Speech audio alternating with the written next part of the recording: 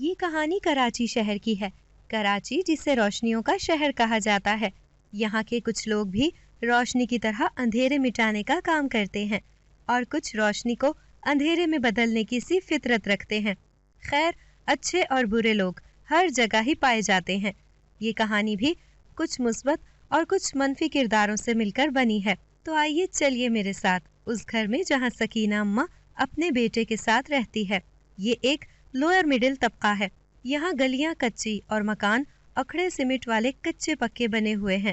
اس علاقے کی 80% لوگ ایک خوبصورت کشادہ گھر اور زندگی کی بنیادی سہولیات جیسے گیس، بجلی اور پانی کا خواب دل میں سجا کر جی رہے ہیں، اور باقی کے 20% لوگ وہ ہیں جنہیں حالات چاہے جیسے بھی ہوں کوئی فرق نہیں پڑتا۔ ان کی بلا سے 24 گھنٹے بجلی غائب رہے یا پانی کی موٹر خالی چل چل کر تھک کر مر جائے، یا پھر سردی کے موسم کے علاوہ گرمی میں بھی گیس نہ آئے، کوئی فرق نہیں پڑتا۔ سانول جو اسی 20% لوگوں کے جیسی فطرت رکھتا تھا، وہ اماں سکینہ کا اکلوتا بیٹا تھا اور ان کی زندگی کا واحد ایسا سہارا جس کے لیے اماں سکینہ نے جاگتی آنکھوں سے کئی خواب دیکھے تھے۔ اماں سکینہ نے بچپن سے بڑے برے حالات دیکھے تھے۔ اس نے جس گھر میں آنکھ کھولی تھی وہاں مردوں کی اجارہ داری تھی۔ لڑکیوں کو وہ مقام نہیں دیا جاتا تھا جس کی وہ حقدار ہوتی ہیں۔ زیادہ بیٹیاں ہونا بے عزتی کی بات سمجھی جاتی تھی، اور اگر بیٹے تعداد میں زیادہ ہوتے تو اس بات کو اعلیٰ رتبے کی علامت اور لڑکوں کے ماں باپ کو قابل عزت سمجھا جاتا تھا۔ ان سے فیصلے اور مشورے لیے جاتے تھے۔ سکینہ اپنے ماں باپ کی چوتھی بیٹی تھی۔ اس کی پیدائش کے 2 سال بعد اس کی ماں کا انتقال ہو گیا اور وہ اپنی بڑی 3 بہنوں اور دادی کی ذمہ داری بن گئی۔ کسی کو اس سے کوئی خاص دلچسپی نہیں تھی، بلکہ وہ ذرا بڑی ہوئی تو سب اپنے چھوٹے موٹے کاموں کے لیے اسے آواز لگاتے اور وہ بوتل کے جن کی طرح فوراً حاضر ہو جایا کرتی۔ بچپن اسی طرح گزر گیا۔ لڑکیوں کے لیے دنیاوی تعلیم کا وہاں رواج نہیں تھا، مگر دوپہر ہوتے ہی محلے کے سب بچے اور بچیاں ہاتھوں میں سپارے اٹھائے محلے میں ایک نیک عورت کے پاس اس کے گھر کی بیٹھک میں پڑھنے کے لیے جمع ہو جاتے۔ سکینہ پڑھائی میں بہت اچھی تھی، اپنا سبق باقاعدگی سے یاد کرتی اور استانی کو ڈھونڈنے سے بھی اس کے سبق میں ایک غلطی بھی نہ ملتی۔ جب اس نے ناظرہ مکمل کر لیا تو استانی جی نے اسے اپنے ساتھ مددگار کے طور پر رکھ لیا۔ وہ باجی کے ساتھ چھوٹے بچوں کو سبق پڑھاتی اور بہت اچھا محسوس کرتی۔ مدرسے کی چھٹی ہونے کے بعد گھر آ کر جتنا ممکن ہوتا بڑی بہنوں کے ساتھ کام کرتی اور ان کا کہنا مانتی۔ بچپن اسی طرح رخصت ہو گیا۔ باری باری بڑی بہنوں کی شادیاں ہو گئی اور وہ اکیلی گھر کے کام کاج کے علاوہ باپ اور دادی کی خدمت کے لیے رہ گئی۔ دادی بوڑھی ضعیف ہو چکی تھی، کوئی کام کرنا تو دور کی بات، ان سے ہل کر پانی تک نہ پیا جاتا تھا، اور سردی کے موسم میں تو ٹھنڈ کی وجہ سے ان سے اٹھنا بیٹھنا مشکل ہو جاتا۔ اس لیے سکینہ اب مدرسے نہیں جاتی تھی اور پوری طرح سے دادی اور گھر کی دیکھ بھال کا کام کرتی۔ وہ شدت سے اپنی بہنوں کا انتظار کرتی رہتی، مگر وہ سب اپنی زندگی کے جھمیلوں میں گم ہو گئی تھی۔ اپنے بچوں اور سسرال والوں کے معاملات میں پڑھ کر وہ تو شاید بھول ہی گئی تھی کہ ان کی ایک چھوٹی بہن بھی ہے جو 2 باتیں کرنے کی خواہش دل میں لیے ان کے آنے کے دن گنتی ہے۔ وہ مہینوں بعد تھوڑی سی دیر کے لیے آتی اور کچھ دیر بیٹھ کر اپنے دکھڑے سنا کر رخصت ہو جاتی۔ وہ بات کرنے کا ارمان دل میں ہی لیے رہ جاتی۔ دادی کو بہت کم سنائی دیتا تھا، کوئی کام کی بات بھی 3-4 بار اتنی آواز میں کہنی پڑتی کہ محلے والے بھی ساری بات سمجھ جاتے۔ ایک روز دادی کا کمزور وجود بھی منو مٹی تلے جا سویا اور وہ روتی تڑپتی رہ گئی۔ کچھ ہی دنوں میں بہنیں بھی جو تعزیت کے لیے آئی ہوئی تھی باری باری اپنے گھر چلی گئیں، اور ابا نے بھی کام پر جانا شروع کر دیا، تو وہ گھر میں اکیلی بولائی بولائی پھرتی۔ اب محلے والوں اور رشتہ داروں نے اعتراض شروع کر دیا کہ جوان جہان لڑکی کا گھر میں اکیلا رہنا ٹھیک نہیں ہے۔ رشید یعنی سکینہ کا ابا دوسری شادی کرے یا پھر سکینہ کی شادی کر دی جائے۔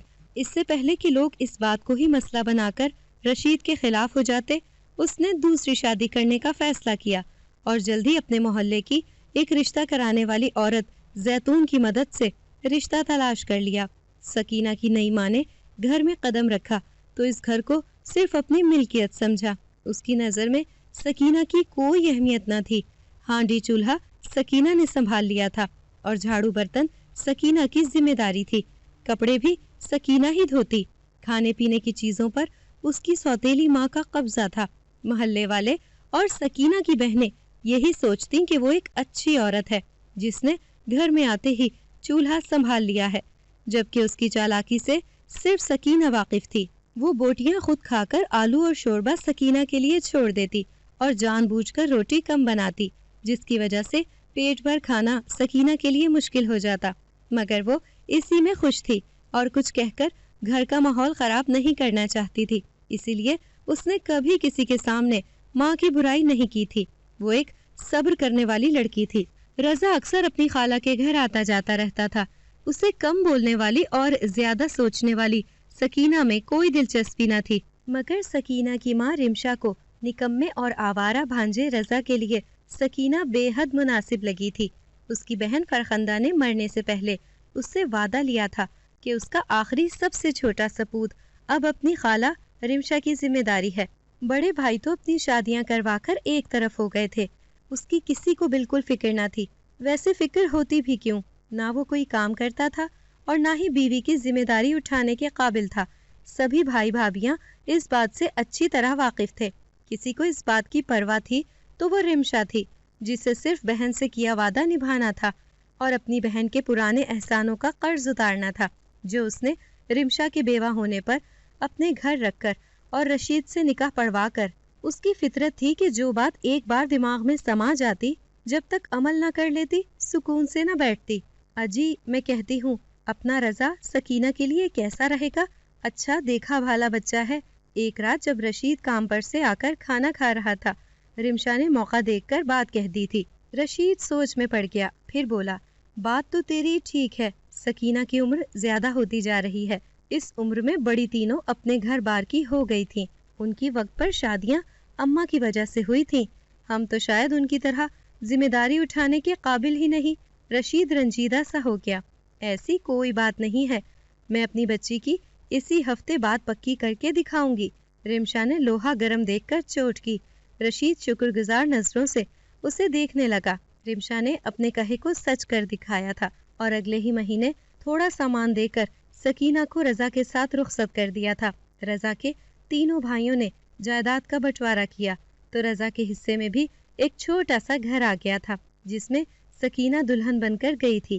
اس کی بہنیں اور محلے والیاں سب اس کی قسمت پر ناز کر رہی تھی کہ لمبے چوڑے سسرال کا کوئی جھنجٹ ہی نہیں۔ شوہر کے بہن بھائی سب اپنے گھروں میں آباد، سکینہ اپنے گھر میں جیسا چاہے رہے۔ لوگ رمشا کی تعریف کرتے نہ تھکتے، جس نے سوتیلی ماں ہونے کے باوجود بیٹی کے لیے اتنا اچھا سوچا تھا۔ خیر ہوا یہ کہ رضا جو شادی سے پہلے آوارہ گردی اور غیر ذمہ دار تھا، شادی کے بعد ایک فیکٹری میں مستقل طور پر کام کرنے لگا اور مہینے کے آخر میں ساری تنخواہ لا کر سکینہ کے ہاتھ پر رکھتا۔ وہ گھر چلاتی اور کچھ پیسے بچا کر بھی رکھ دیتی۔ سکینہ اپنے گھر میں بہت خوش اور آباد زندگی گزار رہی تھی۔ رضا بھی اس کے ساتھ بہت خوش تھا۔ شادی کے 1 سال بعد ان کے گھر بیٹے کی پیدائش ہوئی تو انہیں ایسا محسوس ہوا گویا دنیا میں ہی وہ جنت میں ہی رہ رہے ہوں۔ رضا نے بیٹے کا نام سانول رکھا اور اس کی پیدائش کی خوشی میں مٹھائی بانٹی اور سب رشتہ داروں کی دعوت کی۔ سبھی لوگ سانولی سلونی سکینہ کی قسمت پر ناز کرتے تھے، جسے چاہنے والا شوہر اور چاند سا بیٹا ملے تھے۔ زندگی کی انہی خوشیوں کو کسی کی بد نظر لگ گئی۔ زندگی کی یہ خوشیاں اتنی مختصر ثابت ہوں گی، یہ سکینہ نے کبھی سوچا نہ تھا۔ ایک روز رضا کام پر گیا تو 4 کندھوں پر واپس آیا۔ اس کا بہت برا ایکسیڈنٹ ہوا تھا، جس میں اس کی جان نہ بچ سکی۔ سکینہ کی تو جیسے دنیا ہی اندھیر ہو گئی تھی، اسے کسی چیز کا ہوش نہیں رہا تھا۔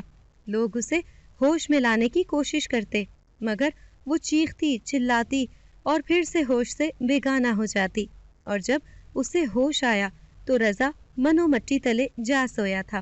ساری دنیا اسے طرز بھری نگاہوں سے دیکھتی اور جوانی میں بیوہ ہونے پر افسوس کرتی۔ شروع کے دنوں میں لوگوں نے بیوہ سمجھ کر مدد وغیرہ کی، مگر سفید پوش گھرانوں میں جہاں اپنا دال دلیا چلانا مشکل ہوتا ہے، کوئی کیسے مستقل طور پر کسی کی ذمہ داری اٹھا سکتا ہے؟ سو سکینہ کو بھی جلد ہی محنت مزدوری کی طرف آنا پڑا۔ وہ دن رات لوگوں کے کپڑے سیتی اور اس سے ملنے والی اجرت سے گزارا کرتی۔ وہ سانول کو اچھی تعلیم دلانا چاہتی تھی اور جو خواب ان دونوں میاں بیوی نے مل کر سانول کے لیے دیکھے تھے ان سبھی خوابوں کو پورا کرنا چاہتی تھی۔ یہ سب محنت کرنے سے ہی ممکن تھا۔ سو وہ دن رات محنت کرتی اور سانول کی ہر ضرورت کو پورا کرتی۔ سانول بڑا ہوا تو اس نے اس کو اسکول میں داخل کرا دیا۔ وہ اسکول جاتا تو وہ اسے پڑھتا دیکھ کر بڑی خوش ہوتی۔ وہ صبح سانول کو اسکول بھیجنے کے بعد دوپہر تک سلائی کا کام کرتی اور پھر دوپہر کو بچوں کو قرآن پاک کی تعلیم دیتی۔ اس نے اپنی زندگی کو نیک کاموں کے لیے وقف کر دیا تھا۔ صرف یہی نہیں، وہ انسانوں کی خدمت کو اپنا اولین فرض سمجھتی تھی اور جس جگہ بھی کوئی پریشانی ہوتی وہاں اپنا کردار ادا کرنے کے لیے ضرور جاتی۔ لوگ دور دور سے اس سے دم کروانے کے لیے آتے اور خصوصی طور پر دعا کی درخواست کی جاتی۔ سانول بڑا ہوا تو سکینہ کو پہلی بار شوہر کی کمی بڑی شدت سے محسوس ہونے لگی۔ جوان اولاد کو زمانے کی اونچ نیچ سکھانا اکیلی ماں کی ذمہ داری نہیں ہوتی۔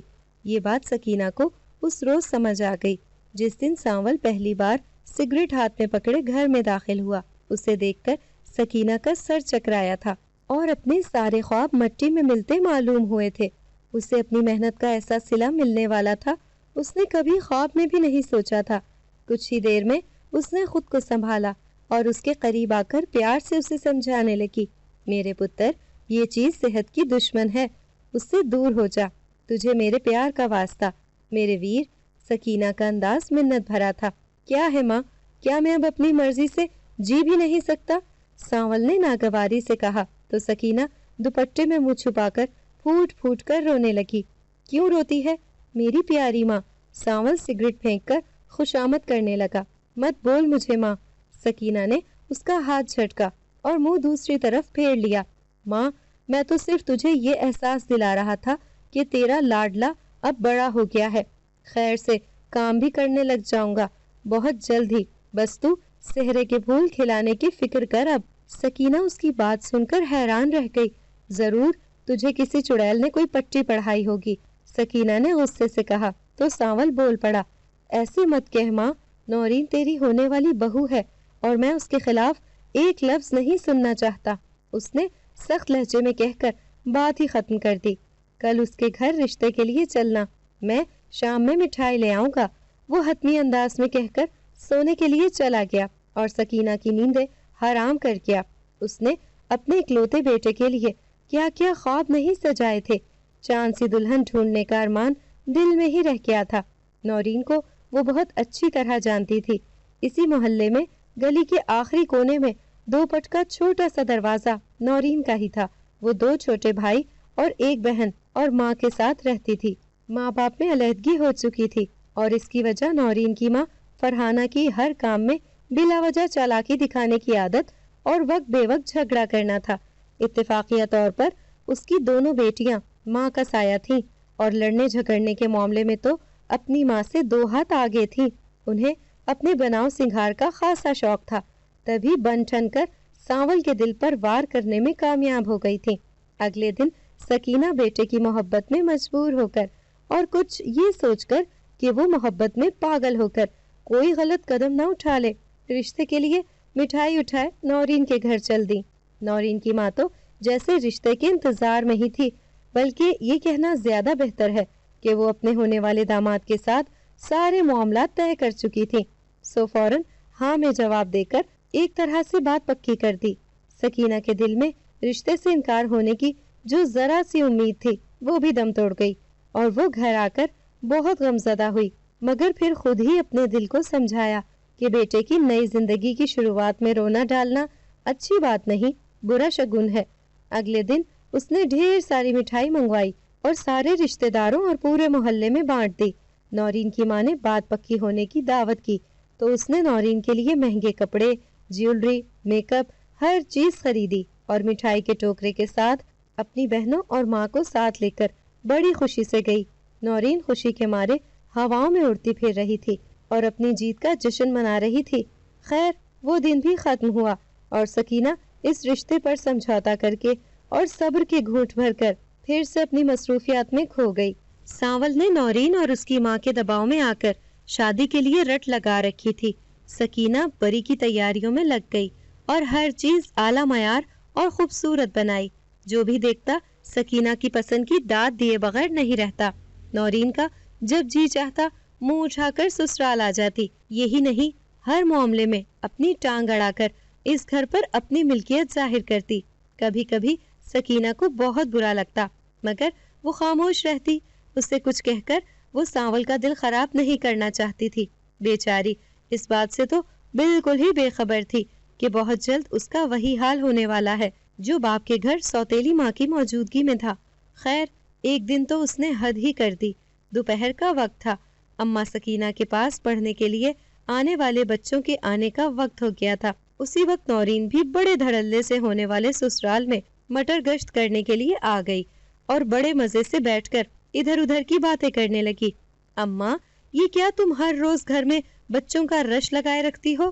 دیکھو، میں پہلے ہی بتا رہی ہوں، ہماری شادی کے بعد اس گھر میں یہ بچوں کا شور ہنگامہ نہیں چلے گا۔ سکینہ اس بات پر ابھی حیران ہی ہو رہی تھی کہ وہ مزید بولی، میں نے تو سانول سے کہہ دیا ہے کہ میں دوپہر کے وقت اس گھر میں شور شرابہ پسند نہیں کروں گی۔ یہی تو وقت ہوتا ہے دن کے وقت سکون سے سونے کا۔ اسی وقت میں یہ بچے آ جائیں گے تو میں سوؤں گی کس وقت؟ سونے کے لیے پورے 10 گھنٹے کی رات کم نہیں ہوتی۔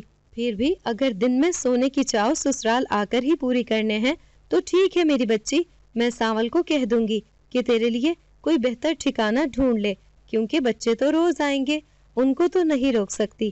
سکینہ نے بچوں کی اماں سکینہ ہونے کا ایسی کھری کھری سنا کر ثبوت دیا کہ نورین اپنا منہ لے کر رہ گئی اور کچھ ہی دیر میں بے عزتی کروا کر چلتی بنی۔ دراصل وہ اچھی طرح سمجھ چکی تھی کہ اس معاملے میں کچھ کہا تو اماں سکینہ شادی کے بعد گھر سے باہر کا راستہ دکھا دے گی، اور سانول مالی طور پر اتنا مضبوط نہیں ہے کہ اس کے لیے الگ گھر کا بندوبست کر سکتا، سو خاموش رہنے میں ہی عافیت تھی۔ اماں سکینہ نے شادی پر بھی کوئی کسر نہ چھوڑی اور دل کھول کر اپنی جمع پونجی خرچ کی۔ چھوٹا کمرہ اپنے استعمال میں لے کر بڑے کمرے میں بہو کا سامان سیٹ کرا دیا۔ شادی کے بعد نورین اپنی مرضی سے سوتی جاگتی اور گھر کا کوئی کام نہ کرتی، مگر کبھی سکینہ نے یہ سوچ کر کوئی نوٹس نہ لیا کہ آخر پہلے بھی وہ خود اکیلے ہی کام نمٹاتی تھی، اب اگر کر لے گی تو کوئی بات نہیں۔ سانول نے بھی کبھی بیوی کو سمجھانے کی کوشش نہ کی کہ اسے بھی ماں کا ہاتھ بٹانا چاہیے۔ سانول کی نوکری لگی تو نورین ہر چیز اپنے قبضے میں کرنے کی کوشش کرنے لگی اور سکینہ کو بات بے بات ٹوکتی رہتی، اور اس کا کیا ہوا کوئی کام اسے پسند نہ آتا، ہر کام میں 1000 نقص پیش کر دیتی۔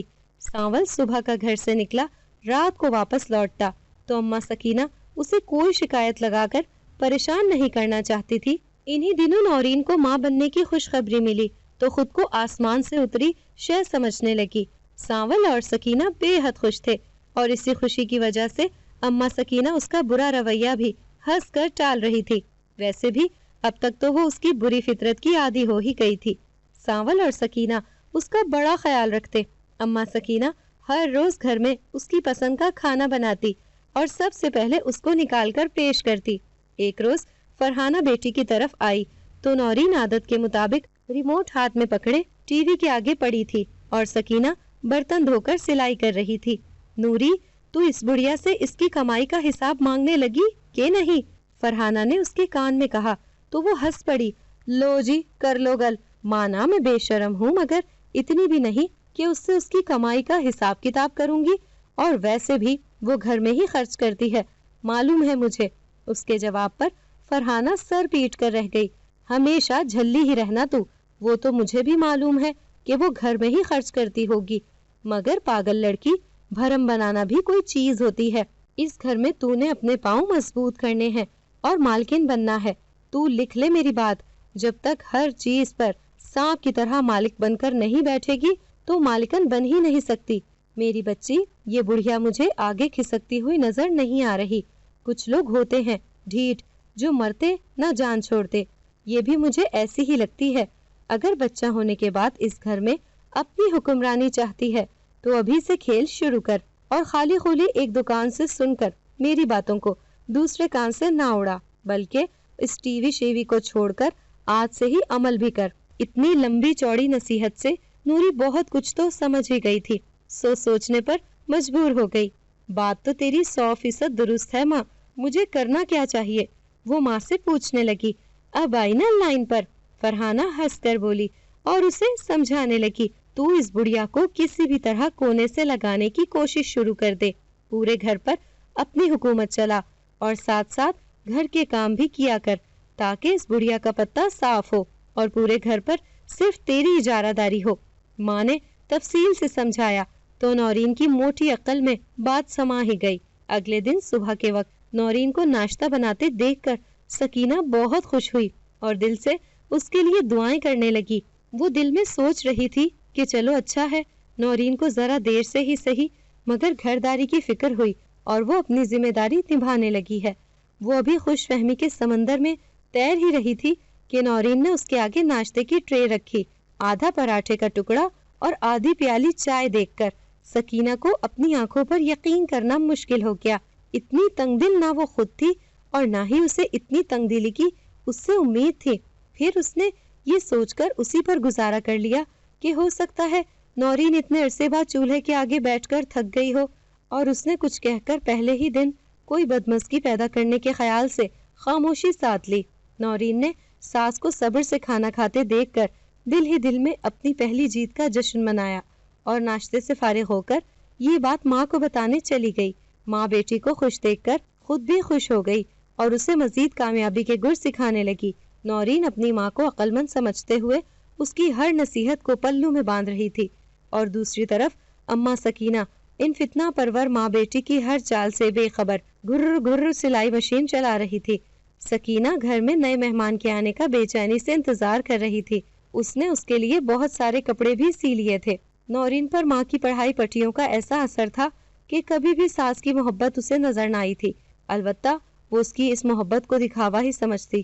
ایک شام جب سکینہ کو پوتی کا تحفہ ملا تو وہ خوشی سے جھوم اٹھی۔ اس نے بچی کو گلے لگایا اور خوشی کے مارے اس کے آنسو نکل گئے۔ کیا ہے ماں، اس خوشی کے موقع پر کیوں آنسو بہا رہی ہے؟ اچھا شگن نہیں ہوتا، نورین نے ٹوکا تو سانول نے بھی اس کی ہاں میں ہاں ملائی اور نورین کے کہنے پر بیٹی کو ماں کی گود سے لے لیا۔ سکینہ کے خوشی کے آنسو دکھ میں بدل گئے۔ کیسے اس نے دن گن گن کر گزارے تھے اور سخت بے چینی سے اس دن کا انتظار کیا تھا، مگر ان دونوں کی نظر میں اس کی محبت کی کوئی قدر ہی نہ تھی۔ آنسو تھے کہ اس کی آنکھوں سے رکنے کا نام ہی نہیں لے رہے تھے۔ سانول کی تنخواہ بڑھ گئی تھی، نورین نے اپنے اخراجات بھی بڑھا لیے اور آئے روز ماں کے ساتھ جا کر اپنی اور بیٹی کے لیے شاپنگ کرتی اور سکینہ کے لیے کچھ لے کر آنا تو دور کی بات، اپنی شاپنگ دکھانا تک پسند نہ کرتی۔ کچھ دن کے لیے سکینہ کی بہن روزینہ دوسرے شہر سے اس کے پاس کچھ دن کے لیے رکنے آئی تو گھر میں اپنی بیوہ بہن کی یہ حالت دیکھ کر بہت غمزدہ ہوئی اور اسے اپنے ساتھ اپنے گھر چلنے کا کہنے لگی۔ سکینہ نے صاف منع کر دیا۔ وہ اپنے آرام سے زیادہ ان بچوں کی پڑھائی کے بارے میں سوچ رہی تھی جو ہر روز اس کے پاس علم کی روشنی حاصل کرنے کی امید لیے آتے تھے۔ وہ ان کے لیے ہرگز یہ در بند نہیں کرنا چاہتی تھی۔ روزینہ اس کے لیے خیر کی دعائیں مانگتی اور بہو بیٹے کو ہدایت ملنے کی دعا کرتی اپنے گھر چلی گئی اور دن اسی پرانی ٹگر پر چلنے لگے۔ نورین کی وہی روٹین تھی، بلا وجہ محاذ کھڑا کیے رکھنا اور آتے جاتے ساس کو الٹی سیدھی باتیں کہنا جس سے اس کا دل جلتا۔ ایک روز سکینہ سے ملنے کچھ مہمان خواتین آئی تھی۔ وہ خواتین مکمل پردے میں تھیں اور ان کے ساتھ ایک بیمار بچہ تھا۔ ان کے انداز میں ایک عجیب سا روب تھا، دیکھنے سے بے حد امیر لگتی تھی۔ نورین نے دیکھا تو بڑبڑا کر رہ گئی، چالاک بڑھیا، نہ جانے کتنے لوگوں سے تعلقات بنا رکھے ہیں، ضرور اندر ہی اندر بہت سی دولت سمیٹ کر رکھی ہوگی، مگر نہ یہ مرے گی اور نہ ہی ہمیں دولت نصیب ہوگی۔ لگتا ہے ساری عمر اسی 2 کمرے کے چھوٹے سے مکان میں کٹ جائے گی۔ دروازہ کھلا تھا، وہ دونوں اجنبی عورتیں چلتی ہوئی سیدھا سکینہ کے کمرے میں گئی تھیں۔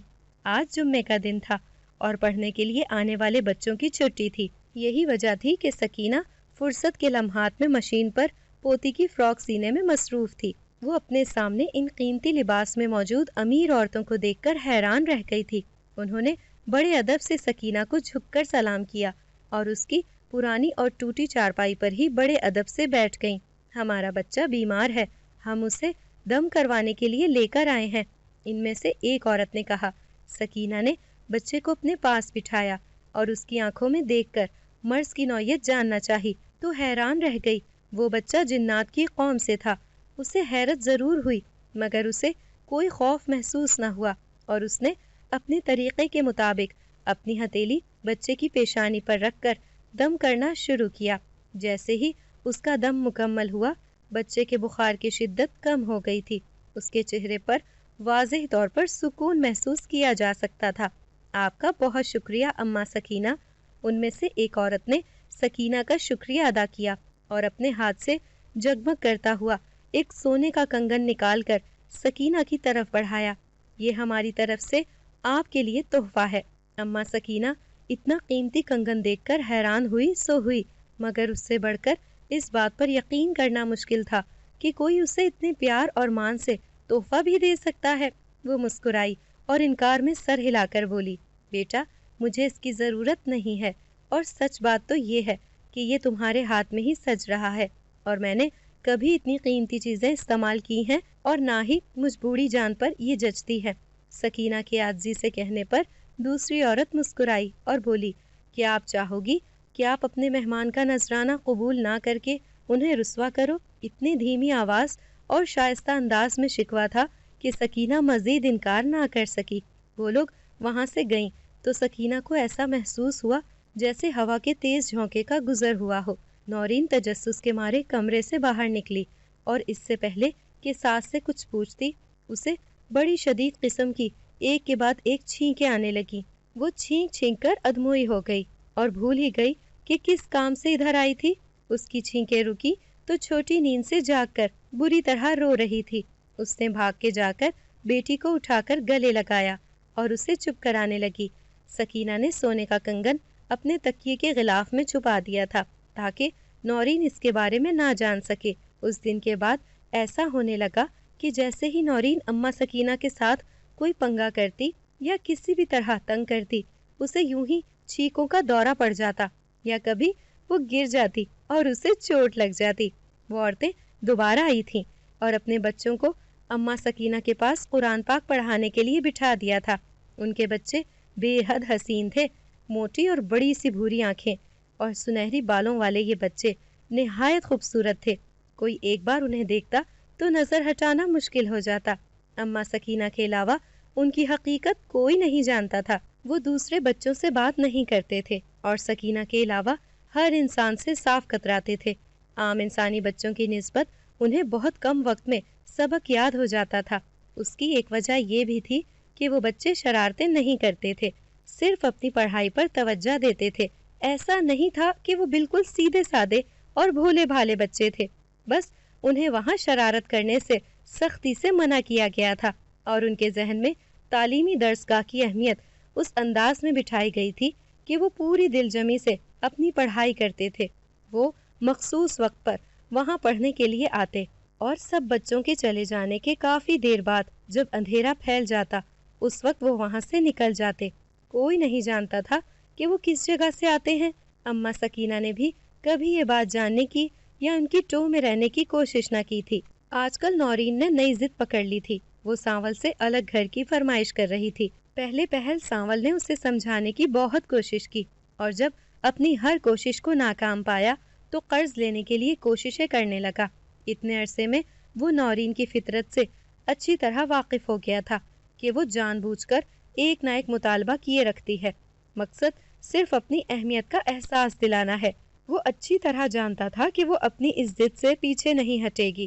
نورین کے لیے الگ گھر کے لیے صبر کرنا مشکل ہو گیا تھا، سو وہ ناراض ہو کر میکے چلی گئی اور صاف کہہ دیا کہ اسی صورت واپس آئے گی جب نئے گھر کا انتظام ہو جائے گا۔ سانول نے اپنے دوست سے قرض لے کر ایک مکان کا ایڈوانس جمع کرایا اور ماں کے آگے شرمندہ سا ہو کر اپنا سامان اٹھائے کرائے کے گھر میں شفٹ ہو گیا۔ ہر مہینے کرایہ دینے کی فکر اس کے ہوش اڑا رہی تھی، کیونکہ ابھی اس کی تنخواہ اتنی نہیں تھی کہ وہ ہر ماہ کرائے کے لیے معقول رقم ادا کرتا۔ اماں سکینہ بیٹے کے جانے کے بعد اداس رہنے لگی اور پوتی کی یاد میں اکثر بیٹھے بیٹھے رو پڑتی۔ ان حالات میں جنات کے بچوں نے اماں سکینہ کا بڑا ساتھ نبھایا۔ وہ اکثر دیر تک کھیلتے رہتے اور کبھی اپنی استانی کے لیے مزے مزے کی چیزیں لے آتے۔ اب تو سکینہ ان کی لائی چاکلیٹ اور میٹھی گولیاں کھانے کی اتنی عادی ہو گئی تھی کہ اس کی سلائی مشین کی دراز میں بھی یہی چیزیں رکھی ہوتی۔ ایک روز اماں سکینہ کو بخار تھا۔ اتفاق سے اس روز جمعہ تھا۔ بچوں کی چھٹی ہونے کی وجہ سے وہ گھر میں اکیلی اداس پڑی تھی۔ وہ اپنے گزرے وقت، خاص طور پر شوہر کے ساتھ گزرے دنوں کو یاد کر رہی تھی۔ جوانی کے دن بھی کیسے خوبصورت دن ہوتے ہیں، اس بات کا احساس بڑھاپے میں ہوتا ہے کہ ساری عمر انسان دولت کے پیچھے لالچی بن کر گزار دیتا ہے، مگر بڑھاپے میں معلوم ہوتا ہے کہ اصل دولت تو اس کی صحت تھی، جسے وہ وقت کے دریا میں بہتا ہوا گوا آیا ہے۔ خیر، اس دولت سے ہر انسان کو ہی ہاتھ دھونے پڑتے ہیں، چاہے امیر ہو یا غریب، بد فطرت ہو یا نیک فطرت، بے وقوف ہو یا عقل مند۔ اماں سکینہ بخار میں جھلستے ہوئے اور ٹھنڈ سے کانپتے ہوئے یہی باتیں سوچ رہی تھی کہ دروازے پر دستک ہوئی۔ وہ اٹھ کر دروازہ کھولنے کی ہمت کرنے لگی، مگر اٹھنے میں ناکام رہی۔ بخار اور کمزوری کی وجہ سے اس وقت بستر سے ہلنا بھی مشکل ہو رہا تھا۔ اٹھ کر دروازہ کھولنا تو پھر دور کی بات تھی۔ وہ بیچاری مفلوج سی بستر پر پڑی دستک کی آواز سنتی رہی۔ جھریوں بھرے چہرے پر اداسی اور زمانے بھر کے دکھ لکھے ہوئے تھے۔ تنہائی اور اپنوں سے بچھڑ جانے کا غم اس کے چہرے پر بہت نمایاں تھا۔ اسے محسوس ہی نہ ہوا کب نیند کا جھونکا آیا اور اماں سکینہ کو نیند کی وادی میں لے گیا اور وہ بے خبر سو گئی۔ کچھ دیر بعد اس کی آنکھ کھلی تو اس نے اپنی پیشانی پر دو ننھے ہاتھوں کا لمس محسوس کیا۔ اسے اچھی طرح یاد تھا کہ وہ گھر میں اکیلی تھی، سو آنکھیں کھول کر دیکھا تو جنات کے دو بچوں کو اپنے قریب کھڑا ہو کر اپنا سر دباتا ہوا پا کر اسے بے اختیار اس مخلوق پر پیار آیا۔ اماں سکینہ اٹھ گئیں۔ اسے آنکھیں کھولتا پا کر ایک بچے نے خوش ہو کر کہا۔ دوسرے بچے نے اپنے ہاتھ سے اسے اتنا لذیذ سوپ پلایا کہ اس کے معدے میں اترتے ہی اماں سکینہ کو اپنے اندر توانائی دوڑتی محسوس ہوئی تھی۔ کچھ وہ صبح سے بھوکی لیٹی تھی، نہ کچھ کھایا تھا اور نہ کچھ بنانے کی ہمت تھی۔ اس وقت بخار سے زیادہ بھوک ستا رہی تھی، سو جسم میں طاقت محسوس ہوئی تو سکینہ نے آنکھیں کھول کر ان بچوں کو پیار کیا، شاباشی دی اور ان کے ماں باپ کی تربیت کی تعریف کرتے ہوئے انہیں ڈھیروں ڈھیر دعائیں دی، جنہوں نے اپنی اولاد کی ایسی نیک تربیت کی تھی۔ اس دعا کے ساتھ ہی اسے اپنے سانول کی یاد ستائی، جو ماں کے گھر کا رستہ جیسے بھول ہی گیا تھا۔ سکینہ اس کی راہ دیکھتی بیمار پڑ گئی تھی، مگر وہ اپنی زندگی کے جھمیلوں میں ایسا گم ہوا تھا کہ پلٹ کر ماں کی خبر لینا بھی یاد نہ رہا تھا۔ نورین کے گھر سے الگ گھر کا بھوت اس وقت اترا جب بجلی اور گیس کا بل منہ چڑھاتا ملا تو اسے یاد آیا کہ یہ دو چیزیں بھی اس دنیا میں پائی جاتی ہیں، جسے اماں سکینہ بغیر بتائے اور بغیر جتائے ہر مہینے بھروا دیتی تھی۔ اس نے ٹی وی دیکھنا چھوڑ دیا تھا، مگر پھر بھی بجلی کا بل اتنا زیادہ آیا کہ ان دونوں کے دیکھ کر ہوش اڑ گئے۔ سانول سر پکڑ کر بیٹھ گیا۔ آدھی تنخواہ مکان کے کرائے میں چلی گئی تھی اور باقی آدھی گیس بجلی کے بل میں چلی جاتی، تو وہ پورا مہینہ کیا کھا کر گزارا کرتے؟ قرض پہلے ہی چڑھا ہوا تھا، مزید لینے کا کیا سوچتے؟ تھک ہار کر انہوں نے نورین کے میکے جا کر رہنے کا فیصلہ کیا۔ نورین نے ماں سے پوچھنے کی ضرورت محسوس نہیں کی، کیونکہ اسے پورا یقین تھا کہ اس کی خیر خواہ ماں اسے کبھی انکار ہی نہیں کر سکتی تھی، اور جان لٹانے والی بہنیں اسے دیکھ کر بہت خوش ہوں گی۔ ماں کے گھر جانے کی بات طے ہونے کی دیر تھی کہ نورین نے جھٹ پٹ سامان باندھ لیا اور وہ دونوں نورین کے میکے جانے کے لیے تیار ہو گئے۔ نورین خود کو بہت ہلکا محسوس کر رہی تھی، کیونکہ جس روز سے کرائے کے گھر میں آئی تھی، سکھ کا ایک دن نہ دیکھا تھا۔ کبھی دودھ ختم ہونے کی فکر تو کبھی آٹا اور چینی ختم ہونے جیسی فکرات جان ہی نہیں چھوڑتی تھی۔ سانول جو کبھی جان لٹانے والا شوہر ہوا کرتا تھا، اب خرچے کی بات سنتا تو ہتھے سے اکھڑ جاتا اور دونوں کی ایسی لڑائی شروع ہوتی کہ محلے والوں کی گھر بیٹھے ان کے دنگے فساد کی آوازوں سے اچھی خاصی تفریح ہو جاتی۔ سو اب ماں کے گھر سکون کے دن دیکھنے کا خیال ہی بڑا خوبصورت تھا، اور نورین نے ماں کے گھر کے سامنے آ کر ایک سکون بھری سانس خارج کی۔ سانول کا موڈ اب بھی خراب تھا، مگر اس کی پرواہ کسے تھی؟ دروازہ نورین کی چھوٹی بہن نے کھولا تھا۔ وہ دونوں اندر داخل ہوئے تو سامنے ہی نورین کی ماں بیٹھی سبزی صاف کر رہی تھی۔ بیٹی اور داماد کو یوں ساز و سامان سمیت گھر کے اندر آتے دیکھ کر اسے ہارٹ اٹیک ہوتے ہوتے بچا تھا۔ کچھ پل وہ حیرت سے منہ کھولے انہیں دیکھتی رہی، پھر سنبھل کر بولی، آج کیسے رستہ بھول گئے ہو؟ سانول نے صاف محسوس کیا تھا کہ ساسو ماں نے یہ جملہ رسمن کہا ہے اور اس کے چہرے پر خوشی کا نام و نشان تک نہیں تھا۔ اس کا سر شرم سے جھک گیا تھا۔ ان کا بستر چھوٹی سی بیٹھک میں لگا دیا گیا تھا۔ وہ ساس جو ان کے آنے پر کم از کم آلو گوشت بناتی تھی، آج ایسی کوئی زحمت نہیں کی گئی تھی۔ کھانے کے بعد چائے بنانے کا تکلف بھی ضروری نہیں سمجھا گیا۔ سانول نے ان کے رویے سمیت ہر بات کا بغور جائزہ لیا اور دل میں پکا ارادہ کر لیا کہ بہت جلد کوئی دوسرا مکان دیکھ کر وہاں شفٹ ہو جائے گا۔ ایسی جگہ رہنے کا کیا فائدہ جہاں رہ کر پہلے جیسی عزت ہی نہ رہے۔ وہ بستر پر لیٹا تو سر درد سے پھٹا جا رہا تھا۔ اگلے دن وہ صبح کو ناشتہ کیے بغیر ہی گھر سے نکل گیا تھا۔ وہ جلد از جلد پیسے جمع کر کے کوئی دوسرا کرائے کا گھر ڈھونڈنا چاہتا تھا۔ تبھی کچھ سمجھ نہ آیا تو منہ اندھیرے سب کے جاگنے سے پہلے ہی کام پر نکل گیا۔ ناشتے کے بعد سانول کی غیر موجودگی میں نورین کی ماں نے اسے ایسا آڑے ہاتھوں لیا کہ اس کے ہوش ٹھکانے آ گئے۔ کس نے کہا تھا کہ منہ اٹھا کر شوہر اور بیٹی کو لے کر یہاں آ جا؟ ہماری اپنی ذمہ داریاں کم ہیں کیا جو تم لوگ بھی آ کر ہمارے سر پر سوار ہو گئے ہو؟ نورین کو ماں سے ایسی امید نہیں تھی۔ وہ ماں جس کے مشوروں پر چل کر وہ اس حال کو پہنچی تھی۔ یہی نہیں، ماں نے اس کے ذمہ آدھے گھر کے کام لگا دیے تھے۔ میکے کے آدھے گھر کے کام بھی اس کے پورے گھر کے کاموں سے دگنے تھے۔ اوپر سے اس کی امی کو اس کا کیا ہوا کوئی کام پسند نہ آتا تھا۔ ہر کام میں عیب جوئی کرتی تھی اور اس کی بیٹی کو وہاں کوئی نہ سنبھالتا۔ وہ الگ رو رو کر نورین کا دماغ خراب کرتی۔ رات کو سانول اوور ٹائم لگا کر گھر واپس آیا تو نورین اپنے گھر والوں کا برا رویہ اس پر بالکل ظاہر نہ کرتی اور چہرے پر جھوٹی ہنسی سجا کر حالات کو نارمل ظاہر کرنے کی کوشش کرتی۔ مگر سانول کوئی دودھ پیتا بچہ یا بے وقوف آدمی نہ تھا کہ کچھ سمجھ نہ پاتا۔ اتنے سالوں میں وہ نورین کی رگ رگ سے اچھی طرح واقف ہو گیا تھا۔ ان کی بیٹی ہیرا بار بار ماحول کے بدلاؤ کی وجہ سے بیمار رہنے لگی تھی۔ سانول اسے کئی ڈاکٹروں کے پاس لے کر گیا مگر کوئی فرق نہ پڑا۔ ہیرا کے ہر وقت رونے کی وجہ سے سب گھر والے الگ پریشان ہوتے اور سانول کے کام پر جانے کی دیر ہوتی کہ نورین پر چڑھ دوڑتے اور اسے اچھی خاصی سنا کر ہی دل کا بوجھ ہلکا کرتے۔ ایک روز شام کے وقت سانول کا دل بیٹی کے لیے تڑپا تو وہ اوور ٹائم لگانے کا خیال دل سے نکال کر جلدی گھر جانے کے لیے اٹھ کھڑا ہوا۔ وہ گھر کے سامنے پہنچا، دروازہ کھلا دیکھ کر اندر چلا گیا۔ کمرے سے سب کے اونچا اونچا بولنے کی آواز سن کر وہیں رک گیا تھا۔ امی، تمہارا ہی کہنا تھا کہ گھر میں میری حکمرانی ہونی چاہیے۔ اسی حکمرانی کو پانے کے لیے میں نے سانول سے الگ گھر کا مطالبہ کیا تھا۔ اگر میرا پلان فیل ہو گیا تو اس میں میرا کیا قصور ہے؟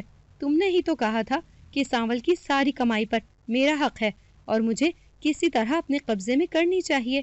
مجھے کیا پتا تھا کہ جس کمائی کے تم مجھے سنہری سپنے دکھا رہی ہو وہ 15 دن بھی بڑی مشکل سے چلتی ہے۔ پیسے بچا کر شاپنگ کرنا تو دور کی بات ہے، بنیادی ضرورتیں ہی پوری نہیں ہوتی۔ وہ تو سانول کی اماں کی ہمت اور محنت تھی جو میں نے اتنا وقت بے فکری اور سکون کا گزار لیا۔ بس کر دے نوری، صاف صاف کہہ دے میں ماں نہیں دشمن ہوں تیری، اور وہ سانول کی ماں وہی تیری اتنی سگی تھی تو کیوں منہ اٹھا کر یہاں آ گئی تھی؟ کرائے پر رہنے کی اوقات نہیں تھی تو وہیں سسرال میں ہی رہ لیتی سکون سے۔ یہاں آ کر ہماری کیوں ناک میں دم کر دیا ہے؟ چلی جاتی وہیں اس نیک بی بی کے پاس۔ ایک تو نے یہاں رہنا بھی ہے اور اوپر سے روز روز تماشے بھی لگانے ہیں۔ ماں نے ناگواری سے کہا تو سامنے نوری کون سا چپ رہنے والی تھی، تڑک کر بولی، مت بھول اماں، تیرے ہی مشوروں پر عمل کر کے میں یہ وقت دیکھ رہی ہوں۔ ہر دوسرے دن تو ہی میرے گھر پہنچ کر مجھے الٹی پٹیاں پڑھایا کرتی تھی، تیرے بھلے کے لیے ہی سمجھاتی تھی۔ اور یہ میں نے کب کہا تھا کہ میرے گھر آ کر رہ لینا؟ میں نے تو اچھے مشورے دیے تھے تجھے، یہ تھوڑی کہا تھا کہ میری کہی باتوں پر آنکھیں بند کر کے عمل کر۔ ان کا مباحثہ ختم ہونے کا نام ہی نہیں لے رہا تھا۔ نورین کے بہن بھائی مطمئن سے اسی کمرے میں ٹی وی دیکھ رہے تھے، یعنی ان کے لیے یہ کوئی انہونی بات نہیں تھی، کیونکہ ایسی لڑائی ان ماں بیٹی کی روز کی کہانی بن چکی تھی۔ اب بھی کچھ نہیں بگڑا ہے نورین، میرے ساتھ اپنے گھر واپس چلو، میں خود اماں سے معافی مانگوں گا تو دیکھ لینا وہ ہمیں گلے لگا لیں گی۔ اپنے خیر خواہوں کی اصلیت تو تمہارے سامنے کھل ہی گئی ہے۔ نورین شرمندہ کھڑی تھی۔ اس سے پہلے کہ وہ کچھ بولتی اس کی امی بول پڑی، ہاں ہاں نکلو یہاں سے اور اپنا راستہ ناپو۔ ایک تو بغیر کرایہ دیے رہ رہے ہو، کھا رہے ہو اور ہم پر ہی غرا رہے ہو۔ واہ بھائی واہ، बाज आई मैं तो ऐसे बेटी दामाद की मोहब्बत से। इस तरह जलील होकर उनके होश ठिकाने आए थे और उस वक्त वो दोनों बेटी को गोद में उठाए वहां से निकल गए। हवाएं चल रही थीं, जाती सर्दियां अपना रंग दिखा रही थीं। ऐसे में अम्मा सकीना रात का खाना बराए नाम खाकर ईशा की नमाज पढ़ती और उसके बाद लेटती, तो फिर सुबह ही बिस्तर से उठती। उस रोज भी वो गोश्त के पतले शोरबे में रोटी भिगोकर खाने के बाद ईशा की नमाज पढ़कर जैसे ही सलाम फेर कर हटी, दरवाजा बजने लगा। इस वक्त कौन आ गया, वो सोचते हुए घुटनों पर हाथ रखकर हाय हाय करती उठी और बाहर की जानिब चल दी। जैसे ही दरवाजा खोला, अपने सामने सांवल, नौरीन और हिरा को मौजूद पाकर उसे पहले तो अपनी नजरों पर यकीन ही ना आया, और जब यकीन आया तो अपने सीने पर हाथ रखकर तड़प कर रोने लगी। नौरीन और सांवल ने आगे बढ़कर माँ को थामा और अपने सहारे अंदर ले जाकर बिठाया और अम्मा सकीना के पांव पकड़कर माफी मांगने लगे। वो दोनों अम्मा सकीना के साए में वापस आकर खुद को बड़ा पुरसुकून महसूस कर रहे थे। तेरे साए से घर में बरकत है माँ, मुझसे बहुत बड़ी भूल हो गई जो तेरे वजूद की ठंडी छाया छोड़कर तपती धूप में चली गई। नौरीन सकीना के घुटनों पर सर रखकर रो रही थी। अब हम हमेशा यहीं रहेंगे और कभी घर छोड़ने का नहीं सोचेंगे, क्योंकि जो प्यार और एहसास इस घर में है दुनिया के किसी हिस्से में नहीं है माँ। सांवल ने भी दिल से इकरार किया तो अम्मा सकीना को ऐसा महसूस हुआ जैसे सारी दुनिया की दौलत उसकी झोली में डाल दी गई हो। उसने उन दोनों को गले लगाकर पोती को गोद में उठाया, जो दादी की गोद में जाकर खुश हो रही थी। बहुत दिन बाद आज उन सबको बहुत पुरसुकून और गहरी नींद आई थी। अगली सुबह नौरीन ने उठकर नाश्ता बनाया था और दस्तरखान बिछाकर सबसे पहले अम्मा को बिठाया और अपने हाथ से देसी घी का पराठा और नमकीन लस्सी का गिलास सास को मुस्कुराकर बड़ी आजिज़ी के साथ पेश किया। सांवल ने बीवी को देखकर दिल ही दिल में शुक्र अदा किया, जिसे ठोकर खाने के बाद ही सही मगर अक्ल आ ही गई थी, और अब घर वापस आकर उसके हर अंदाज से इत्मीनान झलक रहा था। ऐसा लगता था कि वो अपने घर की अहमियत से अच्छी तरह वाकिफ हो गई है और आइंदा वो अपनी गलतियों को हरगिज ना दोहराएगी, क्योंकि जिंदगी अपनी गलतियों को सुधारने का मौका बार बार नहीं देती और ना ही अम्मा सकीना जैसे मेहरबान चेहरे हर बार गले लगाने और सब भुलाकर फिर से मोहब्बत करने के लिए मौजूद होते हैं।